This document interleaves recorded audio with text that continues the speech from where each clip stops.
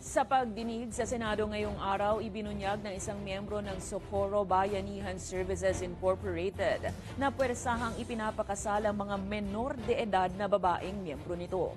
Ayon kay alias Jane, 14 na taong gulang pa lang siya nang pilitin siyang ipakasal sa lalaking hindi niya kakilala. Ang leader daw nilang si J. Renz Hilario alias Senior Aguila ang umano'y nagpapare sa mga dapat magpakasal. Hindi rin daw sila pwedeng tumanggi sa mga ipinapagawa ng kanilang lider dahil kagustuhan raw umano ito ng Diyos. Itinanggi naman ni Hilario ang mga alegasyon ng child abuse. Itinatanggi rin nito ang paratang ng opisyal ng Socorro, Surigao del Norte na pinipigilan nito ang mga bata na pumasok sa paaralan. Samantala, nagbabala naman si Senator Ronald Bato de la Rosa kay Hilario na posibleng makulong at makasuhan kapag napatunayang nagsisinungaling sa pagdinig.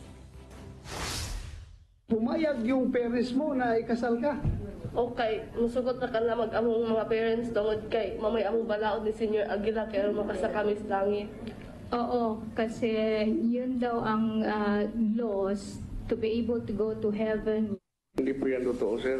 Ha? Hindi po yan totoo, Your Honor. Hindi ko po magagawa.